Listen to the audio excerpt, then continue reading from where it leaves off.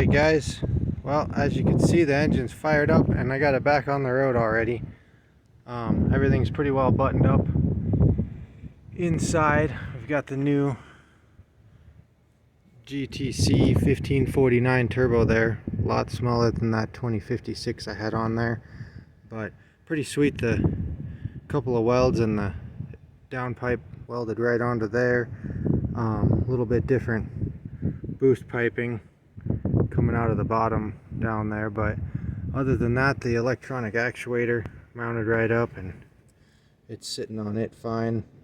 It did kind of mess up my upper radiator hose, although it kind of rests on top of there fine. I might come up with a better mount for it later, but for now everything's plugged in there. Not a whole lot else changed.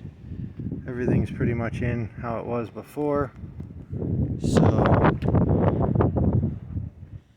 it is a shame it's going to be pretty hard to get all the oil out of everywhere, because it just really soaked into everything on this side whenever it shot the dipstick tube out after I cracked that piston. So anyway, wanted to get you guys a little test video here, and I figured, well, we already know the Dakota can move, so let's go ahead and put a car behind it. So I'm gonna work on this Jetta having some electrical issues, and gonna just try tow it home here. I think it's like 80 or so degrees, close to 90 I think. Hopefully it's cooling off a little. I wasn't really looking forward to 95-degree tow test with this, but we should be running air conditioning, and combined weight, the truck's 5,500 pounds, the car's about 3,500 pounds, and the trailer's about 1,000, so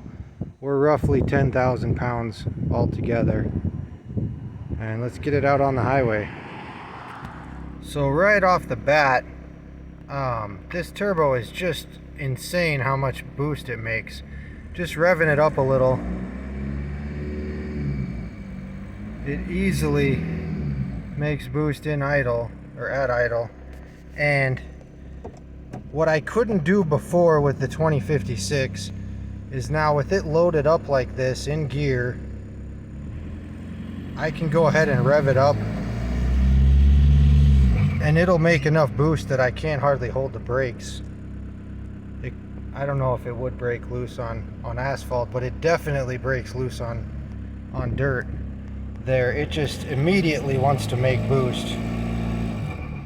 So it's so much nicer for taking off. Even pulling this car, it's just ready to go. So I'm definitely enjoying that. Again, we're gonna see how on the highway it affects having this smaller turbo, but I was really just not very happy with the overall performance down low of the big turbo, so that's why I want to at least start with this one, and like we had talked about in the earlier videos, maybe add another turbo on top and compound this once I see how this smaller turbo does. So anyway, we'll get her warmed up here and get on the highway.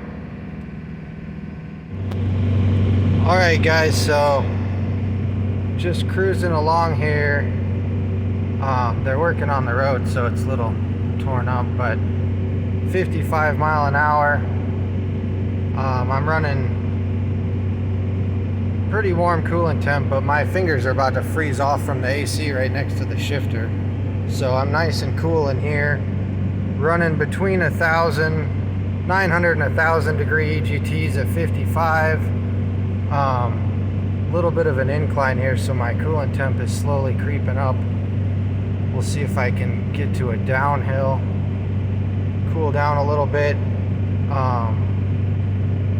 The oil's definitely getting hot. The oil pressure's a little lower than it was when we started, but it's trucking right along, and it is 84 degrees out, and the car's cruising along behind us. Alright, so I actually had a spot there where I had a tailwind going uphill and the coolant temp wanted to climb up to 220, so I went ahead and backed off and let it cool down some. But here on flatland again, it doesn't seem to be too much of an issue. I'm definitely over 200 degrees, but it's kind of floating there around 205 and holding about 57 mile an hour. So it's definitely struggling. I'm back up towards almost 90 degrees outside, so just kind of having to work it here, but I'm definitely pushing it pretty good, trying to pull this weight in the wind and in the heat. So anyway, I haven't turned my AC off yet though, so just taking it easy, and now I'm to my downhill to cool down and should be about home. Alright guys, well, made it home here. Once I got to flatland again, it was pretty easy to go. It was a little disappointing to have to slow down and let it cool down, but honestly, I kind of expected about that much. I mean, I've done a lot of towing with my Toyota, and it's basically just gotten by, and this thing's about 1,500 pounds heavier with the same load, so it's kind of expected it's going to be pretty warm. That and adding the AC in, I usually don't even try run the AC on the Toyota, so I still think it did pretty well, but I'm just definitely seeing the limits of what the cooling system can handle. I could try mess with the front end a little here, but I don't believe I'm getting a lot of radiator issues, but I do just think that the water pump is getting too small at this point to move 10,000 pounds with the AC on at 85 degrees outside. So overall, still pretty pleased with how it did, and probably the only thing I could test at this point, me and the cameraman agree that it would probably need an auxiliary water pump, possibly something I could suck through the upper line here. We'll see. I don't know how much I want to mess with it because I really don't need to tow loads like that. Normally I just wait till it cools off a little bit. Even at 85, as soon as I turned the AC off, the temperature started dropping. So if I can just run it a little cooler outside, then I don't have any issues, which is normally what I do with the Toyota anyway.